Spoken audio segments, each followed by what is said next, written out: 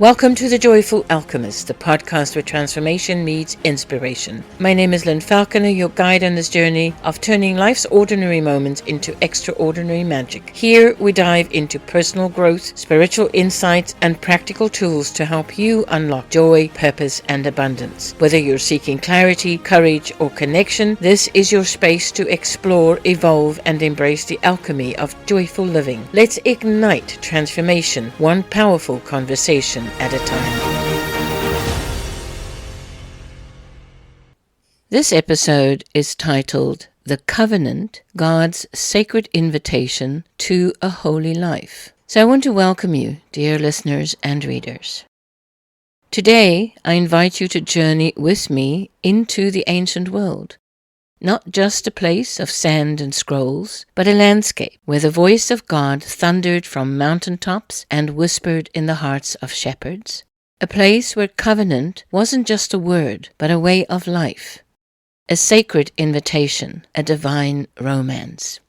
So let's begin at the beginning. In the Garden of Eden, where morning dew kissed the petals of paradise, God walked with Adam and Eve. There was no temple, no sacrifice, just presence. And in that presence, a simple instruction. Be fruitful, care for the earth, and don't eat from the tree of the knowledge of good and evil.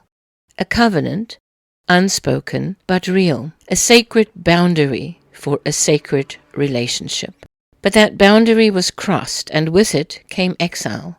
Yet even in the curse there was a promise, a whisper of redemption to come.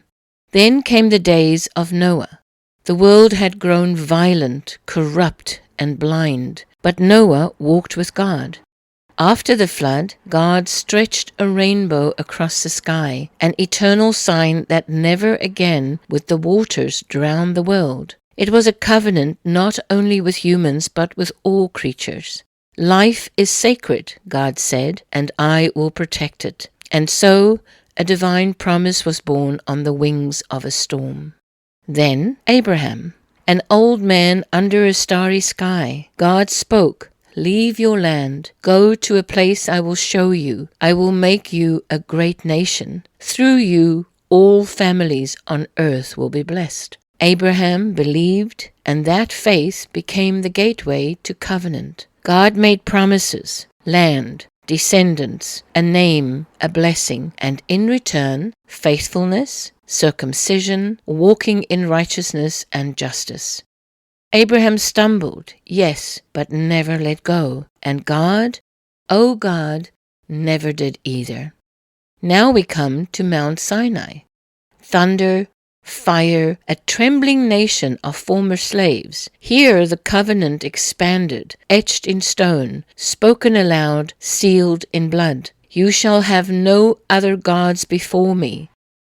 10 commandments and hundreds of laws that followed, not to control, but to consecrate. Laws for worship, laws for justice, for family, for strangers, for food, for farming, even for rest.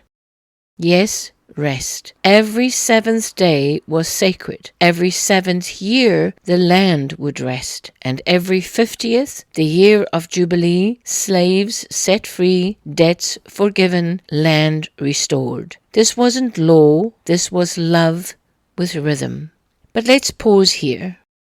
Because covenant was never just for Israel. Think of Ishmael. God saw him, blessed him, promised him a future. Or Job, righteous outside of Israel. Or the city of Nineveh, whom God sent Jonah to rescue. The God of Israel is also the God of the nations. His covenant heart stretches farther than borders. And then a prophecy.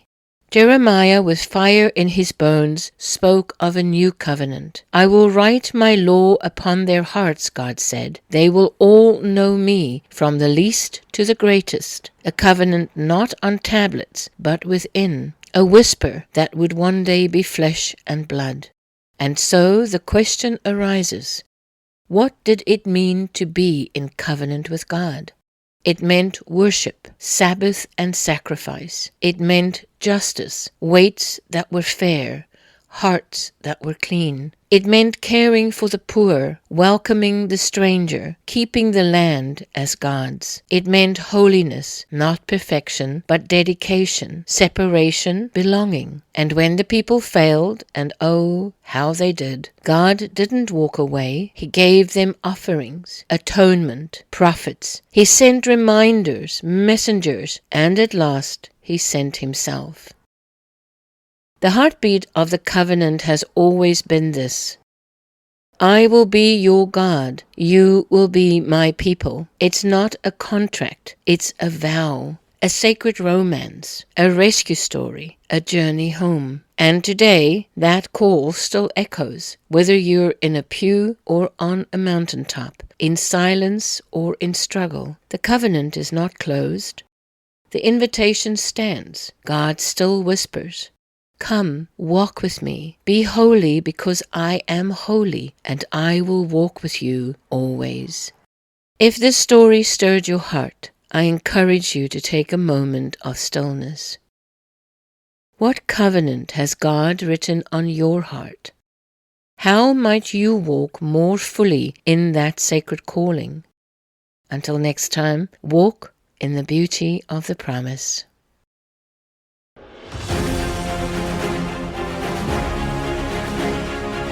Thank you for joining me on this episode of The Joyful Alchemist, where transformation and joy collide. If today's episode inspired you, don't forget to subscribe so you never miss a moment of magic. Keep shining, keep growing, and remember, you have the power to turn the ordinary into the extraordinary. Until next time, stay joyful and keep alchemizing your dreams into reality.